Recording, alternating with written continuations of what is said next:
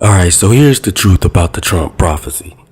You had a lot of evangelical Christians come out, and you saw videos and photos of people laying their hands on him and saying that this is God's choice and he's going to be the president for the second election. You heard a lot of people saying that he was going to get reelected and that God was with him and that was God's man. It got to the point where people were even praying and fasting about the matter. It got real deep. It got deep to the point where it started to become an extreme faith matter on people. And so here is the truth about the Trump prophecy. Here's the truth. Was there a prophecy about Trump? Yes, indeed. Elohim works in purposes and times. So whenever we ask the question, why did this happen? We need to find out the because. The word because means by cause of. We need to find the cause of why, and then we'll get the answer to our why. So we find the cause in the purpose. Whatever the purpose for a situation is will reveal why a thing happened. Then you can get understanding. Then you can get relaxation. Then you can get what's called peace about the matter. Now here is the true prophecy that the Most High Yahuwah Elohim gave about Donald Trump. Donald Trump was put in office by the African Asiatic Hebrew ancestors and was put into office by the deity of the African Asiatic Hebrew ancestors and was put into office by the Messiah, whom you all know as Jesus Christ, which is not his name. He was put into office by them. Why? So they could open the eyes of the African Asiatic Hebrew people, which are the true Hebrews, to open their eyes to who they are at the end of the 400-year captivity, which ended August 20th, 2020. That's when it ended. From August 20th, 1619 to August 20th, 2020 was the end of the 400 years. And it's time for the African Asiatic Hebrew, i.e. the Black American, to wake up. Trump was in office to put pressure on black people, to put pressure on the American government to such an extent that we opened our eyes to crises and things that have long been talked about by the anointed black leaders who have been sent to America, from Gabriel Prosser all the way to Tupac Shakur, all the way to Marcus Garvey, Malcolm X, Elijah Muhammad, so on and so forth. Noble Drew Ali and all of these people who came to America and told American government what was going on with the people. And so Trump's presidency made it clear and opened the eyes of the people to that going on. The prophecy goes on to say, when the Hebrew, i.e. the Black American, wakes up and cries out to their deity, their ancestral God, then will Elohim remove Trump from office, and he would probably resign or just leave. But if they do not cry out, he would get a second term and put more pressure on them than ever before. Now, how does this fit in the framework of a lot of other different things? Trump was also America's last chance at sovereignty. As you understand and you look, there are no more nations. All the nations are owned by one power, one group of people. We call them the New World Order, but they control all nations. That's why you saw what happened to Gaddafi. They moved on him like you move on somebody in a neighborhood. This man is a king or a governor or a president of his own nation, and it mattered not. They moved into it like it was a community. That being said, this goes on to say what Huey Newton has said, the prophet Huey Newton has said about intercommunalism. He said that there are no more nations, that all the nations of the world are just one community operating as a whole. Therefore, it behooves us to work together with other nations. So this was Huey Newton talking in the 1970s. So now understand what's going on decades later in the last hour in the year 2020 the decade of the 2020s, where you're looking at a situation where there are no more nations except for America. It is the last sovereign nation. Every other nation has been taken control of and ruled over by the bankers. Now, with that being said, that's why Trump was so pro-American. He was big on talking about make America great again and all of these different type of slogans, because he was speaking to his audience, which he classified in his mind as Americans. Now, with that framework in mind, you can now understand what we are looking at. People need to stop thinking they know God's will better than God. For the scripture says, let's look at it. Yeshayahu chapter 55, verse 9, verse 8 and 9. That's Isaiah 55, 9. It says, for my thoughts are not your thoughts, neither are your ways my ways, declares Yahuwah. For as the heavens are higher than the earth, so are my ways higher than your ways, and my thoughts higher than your thoughts. I learned a long time on this journey. When Elohim say do something, do it. Don't try to overstand his will. He said, lean not unto your own understanding, but in all ways acknowledge him, and he shall what? Direct your path. Now, Trump, now having an understanding about him being put in office, you must understand whatever is good for the African Asiatic Hebrew is bad for the enemy. And whatever is bad for the African Asiatic Hebrew is good for the enemy. So Trump was put into office to bring pain upon us. So now we have the understanding of why the enemy was so elated and happy, and you saw more racial actions taking place in front of the camera in the open than you've ever seen before. They felt happy and more comfortable to express themselves, but never get them mistaken and understand that they were doing something new. And that was my biggest gripe with the media, trying to act like Donald Trump invented racism. No, Donald Trump doesn't even define himself as a racist. I don't even define him as a racist. I define him as an American. He was only being an American.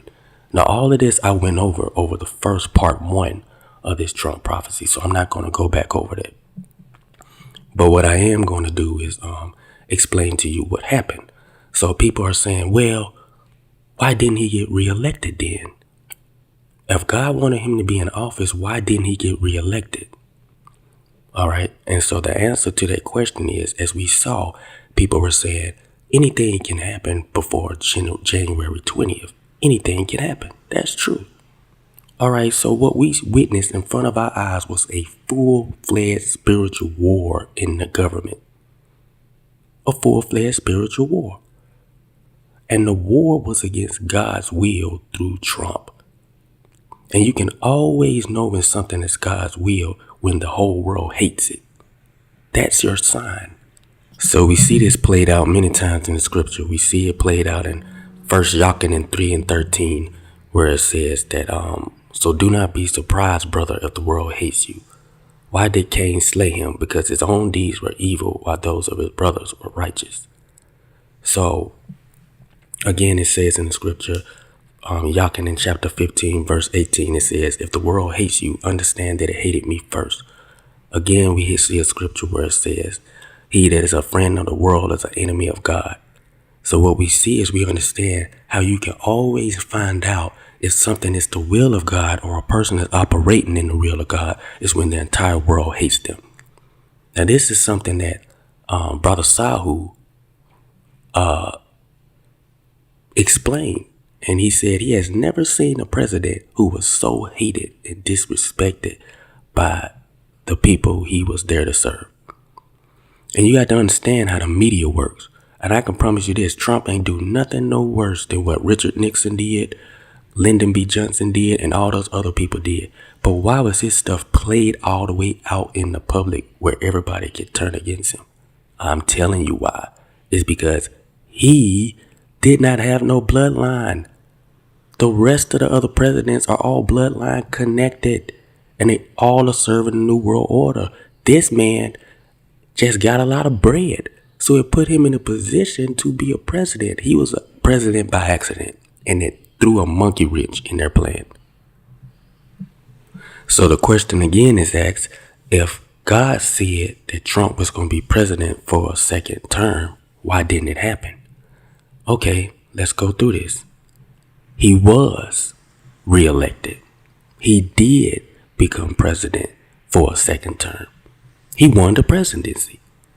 He knew it, and everybody around him knew it. But the Democrats, along with, I guess her name is Nancy Pelosi or whatever her name is, oh man, they worked double time. I mean, we living in an atrocious age where you could pay off Supreme Court judges, where you could threaten whole families, where you could do all type of manipulative stuff behind the scenes to make your stuff go right. Oh my God, we living in horrible times. We're living in a totalitarian government for sure, because that's exactly what the Democrats did. Trump won the second presidency. He won twice. So any part of the prophecy where you heard somebody say he won twice, that happened. That was not a false prophecy.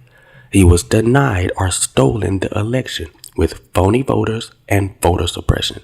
So the Democrats did to the Republicans what they did to them in Gore's election. And fake black organizations contributed to this. For not being obedient to God's will, black people are going to be greatly destroyed and hurled into concentration camps and destroyed. There's going to be massive violence coming up on this nation. And the only people who are going to make it out is the remnant. Now that's what the fate is decided for black people contributing to the foolishness of assisting the Democrats and the Republicans. The Democrats and the New World Order in fighting against God's will. Because he told us to stay out of the way. Move out the way and let these white folks fight each other. Move back. But somehow, some way, somebody convinced us to contribute to the point of bringing up the name of the ancestors and dishonoring the blood of the ancestors that was shed. And for that reason, Elohim will destroy the African Asiatic Hebrew, i.e. the Black American, with their masters because they chose to die that way. Now, another part of this is this. A lot of these evangelical Christians who called themselves prophets were not prophets. They go all around the world talking to real prophets and then stealing bits and pieces out of their prophecies and then going before their congregation and telling it. So what they failed to do was communicate to the masses the part that black people play in this Trump election. They failed to do that. And by failing to do that, they failed to reveal their entire prophecy as it's revealed here on this audio. However, it made them to look like they didn't know what they was talking about. It made them to look like they were, I guess, what they were for real. False teachers. They got exposed. I'm glad about that. Because they go all over the world. You can't preach if you don't got the ruckus.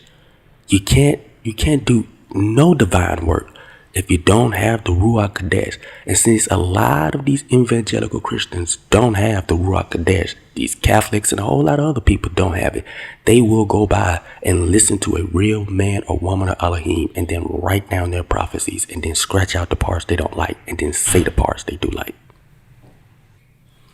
So what happened? Why didn't he get full-fledged into office? Well, like I said before, you was witnessing a full-fledged spiritual war going on in the White House. You saw him standing his ground and you saw them fighting against him. But understand, you can fight against a prophecy. We see this in Genesis chapter 37, verse 5, where when Joseph saw that their father loved him more than any of them, they hated him and could not speak a kind word to him. Then Joseph had a dream, and when he told it to his brothers, they hated him even more. And then his brothers attacked him and said, now let's see what will become of his dream. And what happened? The exact opposite of the prophecy happened. The exact opposite happened. He didn't become a king, and his brothers didn't bow to him. He became a slave and then a prisoner. He became the exact opposite of what the prophecy said. But I am telling you, prophecies can be fought against, but somehow, some way, they still manage to come to pass. So it matters not. If Elohim says something going to happen, it's going to happen. And you can fight against it all you want to. So I'm telling you, anytime there's a prophecy by the Most High spoken over a person or over a person's life, There are going to be antagonistic forces that are going to fight against it. You've seen this pattern after pattern after pattern, and you have to watch Elohim's patterns. So before a person gets discouraged, that's why the word is so important. You need to be pouring in them scriptures and looking at the patterns of Elohim and how he's moving. You know, when Joseph was told of his prophecy that he would be a ruler and his family would bow to him, immediately the word was fault. But when Abraham was told that he would have a son, immediately the word was fault. When Yahushua was said that he would be ruler over the nations to sit on the throne of David, immediately the prophecy was fault. When Shaka Zulu was said that he would be a great ruler and would do something amazing for the Zulu nation, immediately the prophecy was fault. What I'm trying to explain to you is when a prophecy goes out by the Most High, it will oftentimes face an antagonistic threat against it. And that might be the very clear sign of it being a real prophecy. Going on to say, not all prophecy is the same. I am sorry that your preacher never stood in the pulpit and explained to you what prophecy is. Prophecy is not even about mostly telling the future. It's about conveying the will of Elohim. That's what it's about. It's conveying the mind, thoughts, will, and opinion of the Most High. And let me explain what I mean by Most High, about the deity or the God of Abraham, Isaac, and Yaakov, or Abraham, Yishak, and Yaakov. It's about revealing the will, mind, opinions, thoughts, and plans of the deity of Abraham, Yishak, and Yaakov, which is Abraham, Isaac, and Jacob. So only a small part about it is revealing the future. Most of it comes in 7 forms. So let's look at these forms that prophecy comes in so we can have an understanding. Prophecy comes as forthtelling and foretelling. Forthtelling is revealing the plans, the opinions, the mind, the thoughts of Yahuwah Elohim. Foretelling is telling an event before it happens. Prophecy has 7 manners of fulfillment.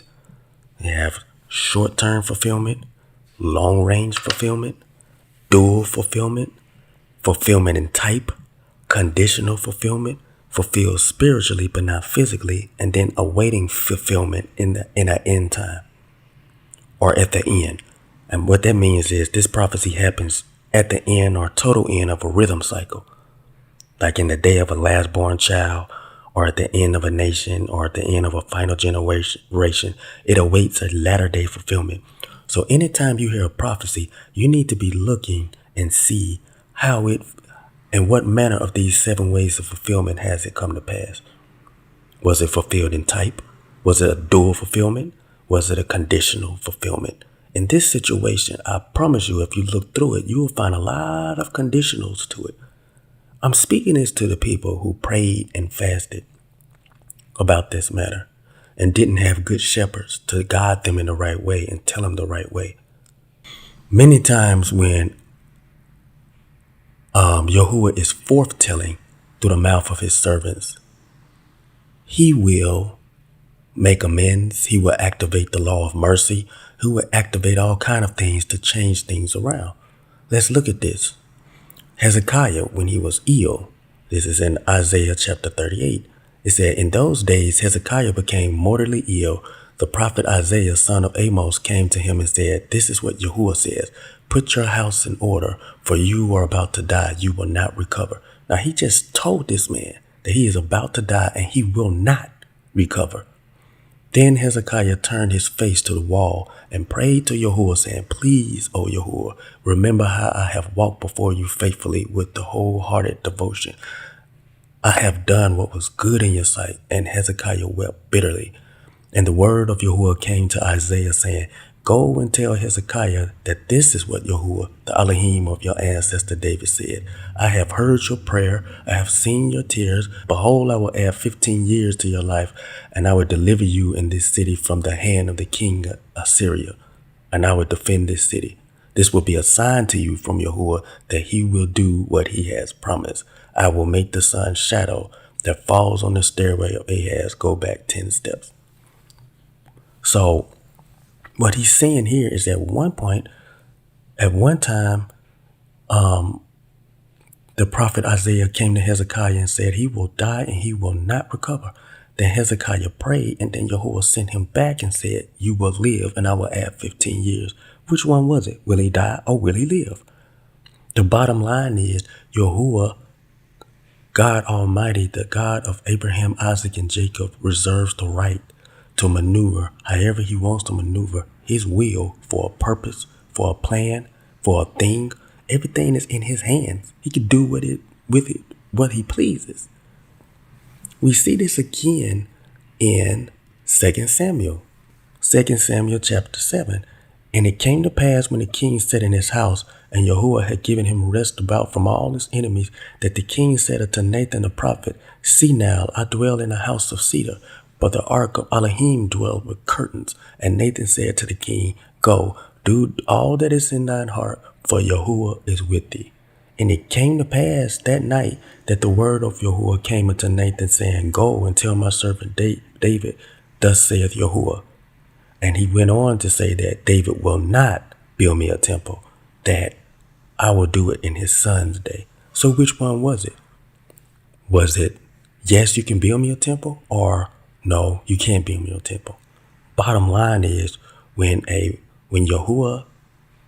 Most High is prophesying through his prophet's mouth and forth-telling, he is talking about his thoughts, his opinions, his ideas about a situation. And so oftentimes man can make a move and Elohim will say, you know what? I'm going to do this move instead. I'm going to do this because you did that. I'm going to do this instead. So what I'm saying here is when a situation happens, you need to, and it concerns prophecy, you better be pouring through them scriptures, man, because Elohim works in patterns. And what I'm trying to convey to you is that with this Trump thing, you need to look at the 7 methods of fulfillment that I just expressed here.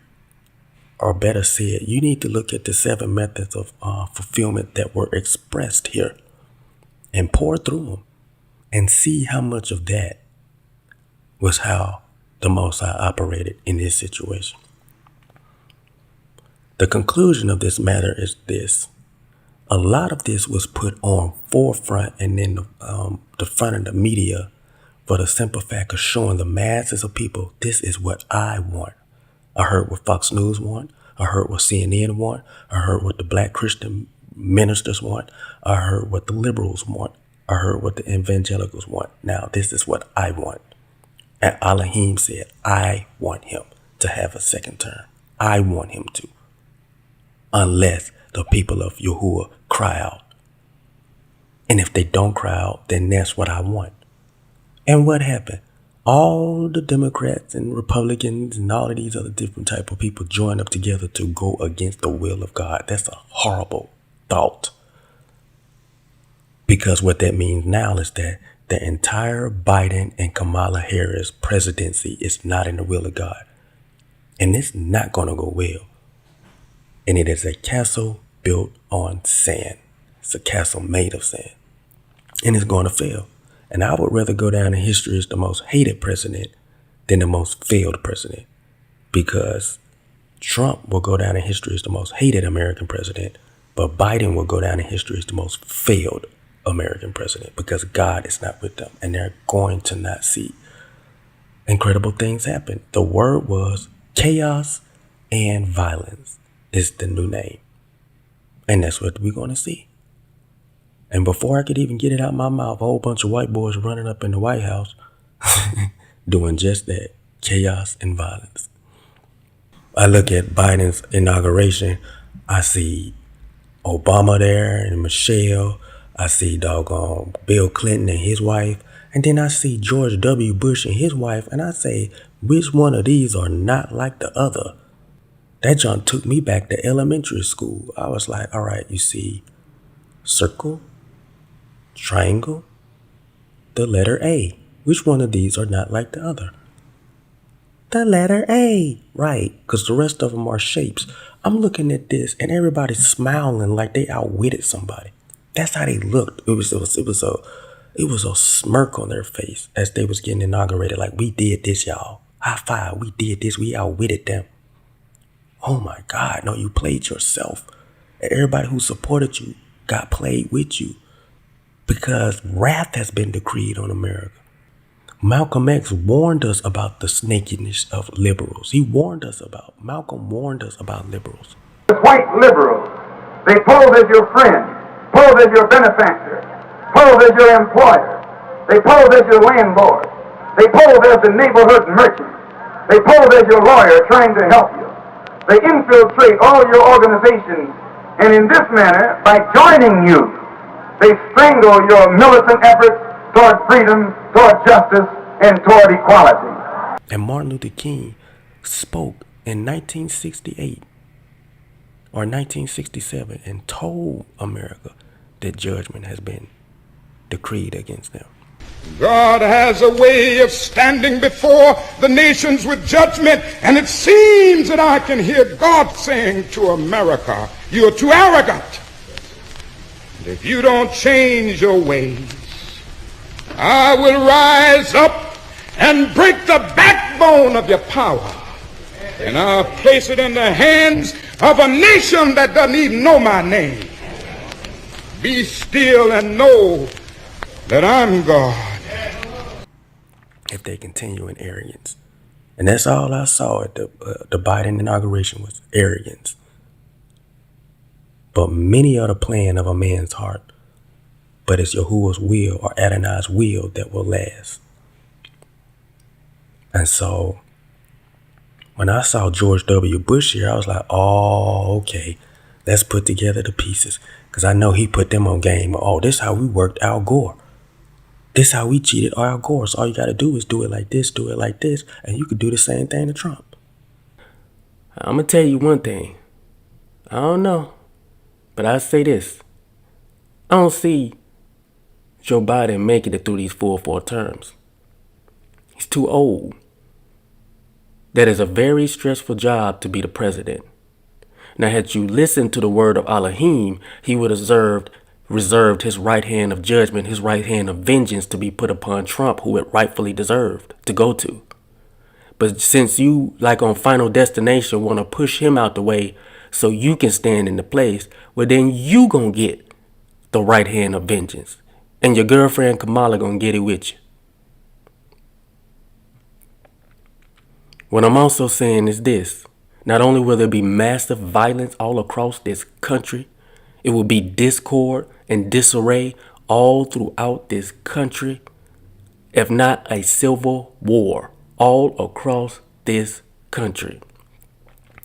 Joe Biden will have a heart attack. Joe Biden's health will give out on him. Joe Biden will not make it through these 4 years. And with Kamala standing in power, you are only inviting someone to come take over the government. You're inviting it. You should have followed the will of Elohim and left Trump in office, and black people were told to get out of the way and concentrate on their plans. David Banner said it, called it the black agenda. Ice Cube called it the black agenda. Killer Mike called it the black agenda. Charlemagne was calling it the black agenda. But you know what the problem is? We got too many damn entertainers trying to be leaders. No, let's make this very plain. He told the people to crowd to him, and he told the leaders to concentrate on the agenda that I'm showing you. Don't worry about a Donald Trump, and don't worry about a Joe Biden. Concentrate. And did they hear? No. They went and sided with Biden. They went and joined his team in disobedience to the plan and known will of the Most High. And because of that, niggas are going to die with their master. And it's just as simple as that. Black people are going to die with white people in this country. And they know they're getting ready to leave. And they don't have no problem going. But in ancient times, when a king was killed, he killed his servants with him so they could serve him in the afterlife. The Trump prophecy did not fail. It was a foretelling of what the plans and wishes and desires of God was. And he wanted Trump in office for a second term. But he moved back to see if y'all had yielded and circumcised your hearts. And apparently you didn't. You wanted to go back to sleep. You wanted to go back to the old way. The old way is over. It's done. Yeah, whenever somebody say something like what Nancy Pelosi said, we got to do everything and anything possible to stop Trump from getting re-election. That's it. Tell you it all. That should tell you it all. Just looking at this woman's face, she like that school teacher that used to walk around and just be petty about everything. This woman is 80 years old. I'm looking at her. She was 80 years old. I mean, she is the blueprint of an evil and antagonistic woman. I can look at her and tell this is jacked up, yo. So all I'm saying to you is this, man. What we're witnessing in the White House is an absolute spiritual warfare against God's will for America and man's will through evil and wicked forces for America. And you should judge not by outward appearance, but judge righteous judgment. Y'all so busy mad at what Trump is saying out of his mouth, you can't even understand that his moves are making it where America can have the last little sovereignty that it's going to have. But now that Biden's in office, the death of the Constitution is here. That bad boy is going to be like a piece of toilet paper. It's going to matter not. He going to come and clean off all of them Bill of Rights. I'm talking about guns. I'm talking about some illegal search and seizure. Like all of that stuff finna be gone, man. So that is what it is. That is the truth about the Trump prophecy. And the last thing I want to say is some of these false teachers who got in and stole bits and pieces of prophecies from real, true servants of Elohim and said it the way they wanted to say it to their congregation, they should rightly hold their head down and stand as exposed. But one of these cats, I want to clear their name because he spoke faithfully and he spoke as a true righteous man should speak. And his name is Sadhu Sundar. That man's name should be cleared. He is not a false prophet at all. He is the real deal. He is the real deal. So y'all need to take his name off the list and stop insulting that man. Because Elohim's eyes is watching him. But this is also a time that I'm loving. This is a time where men should be humble in speaking prophecy. Number one, this is a time where Elohim is absolutely exposing false teachers and false prophets and exposing it behind to the limelight. I'm loving it. I'm loving it like McDonald's, nigga. The next thing is that it's a chance for people to stop putting your preachers on pedestals as if they can be errorless. Don't you do that. Our eyes have always been and were supposed to be pointed toward the Mashiach Yahushua. And as far as white people go in this country, and your belief in the person you think you call Jesus Christ, oh my God, that day is done. And the real true Messiah of the tribe of Judah, of the tribe of Yehudah, who in the scriptures they say was inflicted in all the ways his people were inflicted, and the angel of his presence saved them. Oh yes, the black Messiah, the one whose people you talked about and hated and disrespected and murdered in the street until their blood ran down the streets, crying forth into the open air, into the open sky. Oh my good friend, that Messiah whose back is peeled like the ancestor slave from being whipped, who suffered everything his people would suffer because he loved them so, is returning with great vengeance to bring absolute destruction on all people who had a hand in the acts of slavery, in the acts of cotton picking, in the acts of sugar cane, in the acts of whipping and torturing and castration and murder and burning and ring around the roses as you murder black men in Jim Crow.